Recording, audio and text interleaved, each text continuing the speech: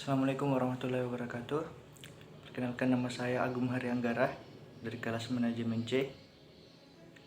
Ingin menjelaskan tentang perkembangan ekonomi dunia. Di dunia ini, segala sesuatu mengalami suatu perkembangan.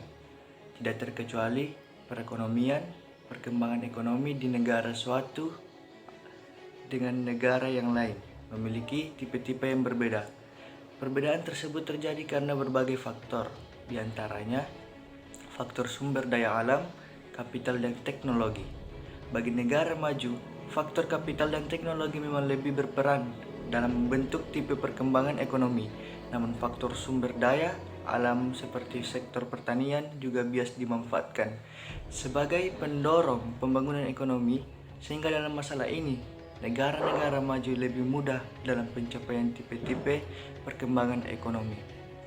Adapun faktor-faktor yang mendorong perkembangan ekonomi antara lain, yaitu adanya penemuan-penemuan di daerah baru, kenaikan produktivitas di bidang pertanian.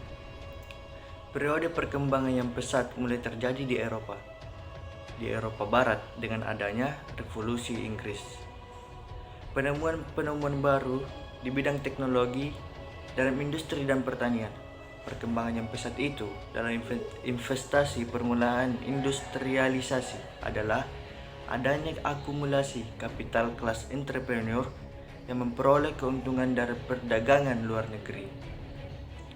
Salah satu faktor perkembangan terpenting untuk perkembangan ekonomi yang sangat pesat ialah adanya kemajuan di bidang transportasi. Jadi transportasi mendorong produksi, industri, dan pertanian.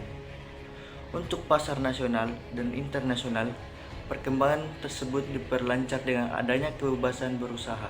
Perkembangan ekonomi di negara-negara barat dipimpin dan dibiayai oleh sektor swasta. Jepang mengalami perkembangan ekonomi yang diatur dan dipimpin oleh pemerintah dengan menggunakan kelas feodal sebagai alat, dan dengan bantuan pemerintah menjadikan kelas tersebut sebagai kelas wira swasta.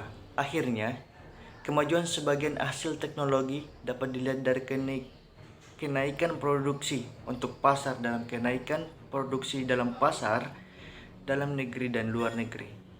Eropa dan Jepang meskipun ada bedanya dalam proses perkembangan, tapi pada dasarnya mempunyai kesamaan, yaitu keduanya berdasar pada perusahaan swasta dan milik swasta. Sedangkan perkembangan perekonomian Rusia didasarkan pada pemilikan dan pengawasan pemerintah seluruhnya. Pada Revolusi 1917, Partai Komunis Rusia belum mempunyai blueprint atau rencana untuk perkembangan politik perekonomian. Dalam 10 tahun pertama tampak adanya kurang persiapan. Dengan sistem ini, keadaan perekonomian menjadi mundur. Produksi di sektor industri dan pertanian turun, sehingga terjadi bahaya kelaparan pada tahun 1911 sampai 1922. Tahun 1921 diadakan kebijaksanaan ekonomi baru. Ini merupakan suatu perubahan dengan diperkenalkan sistem perekonomian campuran, sedangkan negara tetap mengawasi dan menguasai sektor-sektor strategis vital. Adapun masalah yang dihadapi oleh negara yang sedang berkembang yaitu sebenarnya telah dipersoalkan sejak selesainya Perang Dunia Kedua. Untuk menyelesaikan masalah tersebut, maka diharuskan untuk mengetahui sebab-sebab terjadinya masalah tersebut, kemudian diselidiki perspektif sejarah bagaimana masalah itu dipersoalkan. Asal mula ekonomi dualistis, dual ekonomi, yaitu ekonomi dualistis ialah salah satu sifat pokok dari perekonomian di negara sedang berkembang. Ekonomi dualistis adalah industri ekspor yang terpadu dengan perekonomian dunia yang sudah menggunakan sistem modern, dan di samping itu ada kegiatan-kegiatan yang masih mempunyai tingkat subsistem, pertanian tradisional dan kerajinan. Negara-negara industri seperti Jepang meluaskan kekuasaannya sampai ke seluruh dunia, khususnya ke negara yang sedang berkembang. Awalnya bertujuan untuk berdagang, tetapi kemudian memperoleh kekuasaan. Oleh karena itu, Jepang dapat memperoleh lebih banyak bahan-bahan yang mereka butuhkan dengan cara memaksa petani setempat untuk menanam tanaman yang tertentu yang mereka butuh. Setelah itu, Perang Dunia berakhir. Perang Dunia Kedua berakhir. Keadaan negara berkembang tidak mengalami kemajuan karena devisa yang dimiliki oleh negara berkembang sudah tidak banyak lagi manfaatnya. Hal itu disebabkan karena harga barang impor dari Amerika naik sehingga pembangunan ekonomi mengalami kelembatan. Keadaan ekspor produksi primer mengalami penurunan karena adanya persaingan dari bahan sintesis.